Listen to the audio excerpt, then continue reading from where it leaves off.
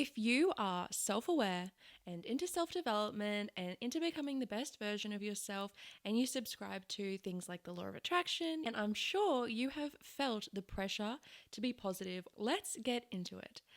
So if you are new here, welcome. This is A Journey to You, a podcast where we discuss all things self-development. I am passionate about developing spiritually and physically and mentally and just becoming more aligned with the best version of yourself. Earlier this week, I was in the car and I was driving to go see a friend and I just broke down in tears. The reason I was crying and not having a good day was because I was tired. And that is probably obvious if you know that I've got an 8-month-old and know what it's like to be up with a baby throughout the night, and it's just a big shock to the system. And the older they get, the more attention they need, and it definitely gets better and better with time, but it also can sometimes have a strain. And that's what happened that morning to my partner. He ended up not going into work. He was sick, not feeling well, and everything was happening. And I was like, I'm going to take our son. I'm going to go do all the things today to get out of the house, let him rest at home. And I realized in the car that I was also exhausted and tired. And I called my sister, as I usually do when I'm having a bad day, and realized after talking it through a bit that on top of that mum guilt, that's pretty common, I was also just feeling this strain that I couldn't let myself feel these feelings, because I know that my feelings, this was the unconscious thoughts that I brought to my attention. I can't feel sad because that means that I am a lazy person that is depressed. And if I think that way, then all I'm going to attract is more evidence that that's the truth. And if you know about manifesting, you know that your beliefs and how you see the world shows you. So, for example, like if you believe that you are really lucky and you're going to have a great day, you're most likely going to see reasons to be grateful and things that have worked out for you that day. And that's not even woo-woo, that's just the way your brain works. It's got confirmation bias. And so I had this thing going on in my mind that if I felt sad, that I would attract things to be sad about. And I realized that's not actually true. Because there is a difference between feelings and beliefs, and feelings and identity. And if you believe that if you think negative things and if you feel negative things, you will only attract negative things, then that will be what happens. But you can make the belief in your head that you are a positive person who attracts luck and abundance and all the things, that sometimes is sad and sometimes is tired. We overcomplicate it so much. I see this on TikTok all the time with people talking about manifesting. Everyone's got a different thing that they're just throwing into the pile of crap to sort out of what is real and what isn't. And one of those things is you need to monitor every single one of your thoughts. And if you have a negative thought, you are a negative person. You're going to attract negative things.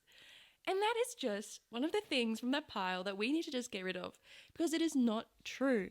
And if we feel like we can't feel the negative emotions, the shame, the anger, the sadness, the grief, and we push that down, that is just going to make it so much bigger and so much harder to get through and get over.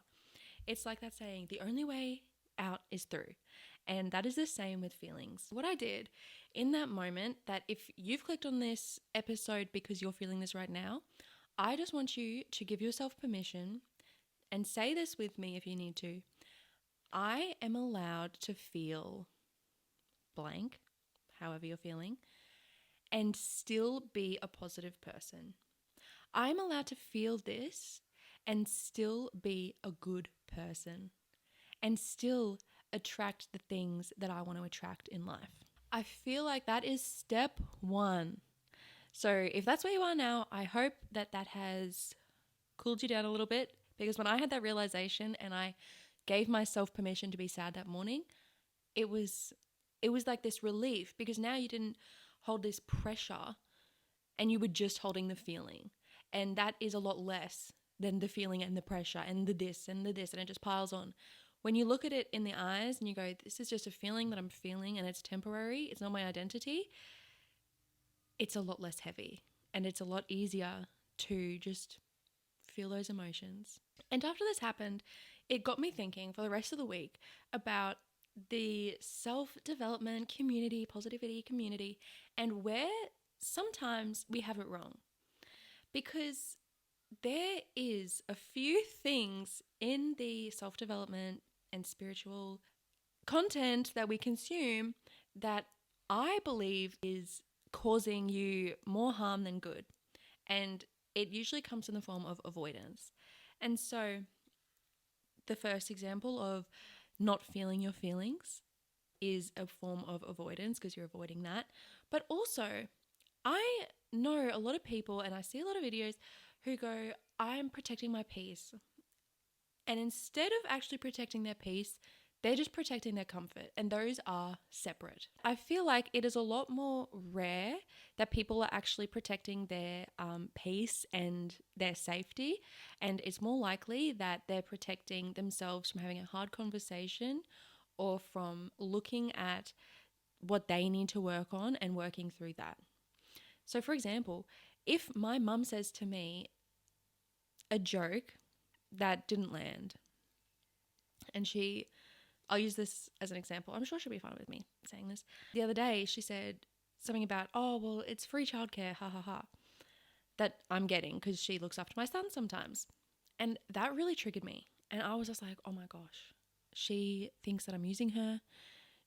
I was just putting all these things on her that weren't true. She just made a joke that I don't think was very funny.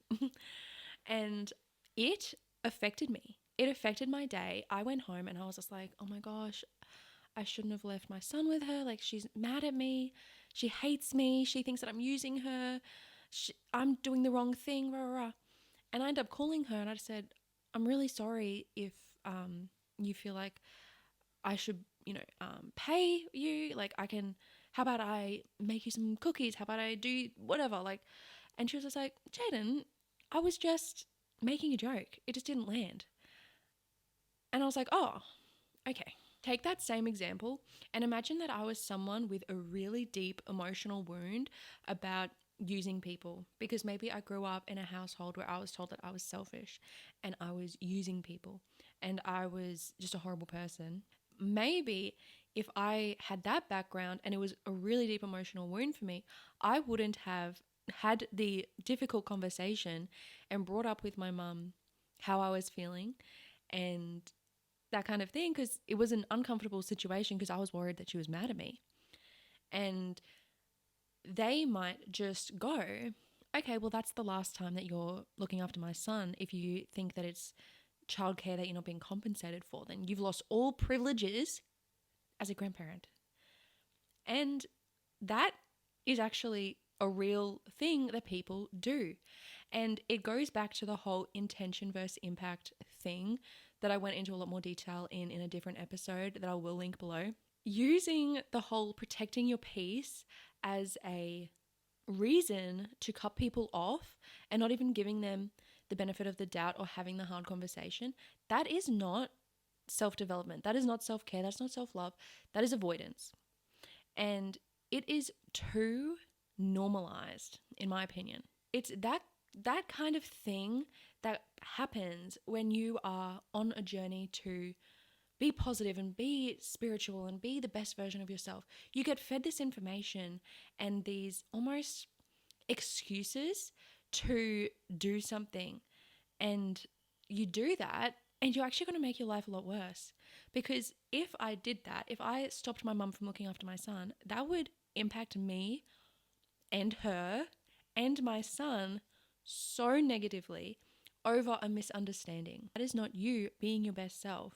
That is you being avoidant and maybe not showing the values that you may claim to have, such as, kindness, for example. And the point of me saying this isn't just to have a rant about people doing the wrong thing, because I don't think people who say they're protecting their peace are intentionally going, I'm going to make my life miserable and cut people off that actually love me because I'm a horrible person. I believe that we need to look a bit deeper into why we're doing things. So, for example, like the other day when I was tired, why was I feeling that way? And asking those questions to myself, because the answers usually are always within. Healing and becoming the best version of yourself isn't about never feeling anything bad. It's about trusting yourself to handle your feelings and handle situations as they come up. And I'm still working on this. I think that this is a such a good lesson that applies to so many things throughout life, because there's always the next thing to work through, right? And I feel like the key to being able to handle all those things is the trust in yourself that you can, and that when a uncomfortable feeling comes up, not just shoving it down and trying to stop feeling it, but to name the emotion and to trust yourself that you are still a good person for feeling these feelings, that you're not a robot who never feels anything but positive emotions, and you can rewrite your beliefs. If you have the belief that thinking negative thoughts are going to mean you're only going to have a negative life, you can change that by starting to look for proof that even though you've felt bad in the past, you've still gotten to where you are today. Looking for that proof can help you rewire that belief other than just affirmations and telling yourself that you can. At the end of the day, the goal for self-development and for the journey that you're on, becoming your best self, the goal isn't happiness and positivity 100% of the time. It should be to be resilient and to work through the things that are inevitably going to come up and handling them better each time, more in alignment with the values that you have. Because it's a muscle, it will get stronger as time goes on. And maybe next week, if I'm having an off day, I won't need to call my sister to talk me out of a bad headspace before thinking to myself, okay, I'm allowed to feel this feeling. Is try to remember that there is strength in feeling your emotions, and it doesn't mean that you are not positive.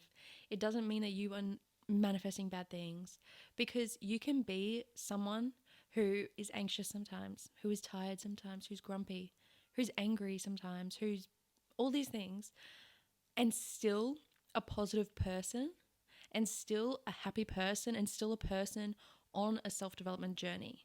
And that is all I have for today's episode. I hope that I have been able to help you in some way by sharing what helped me.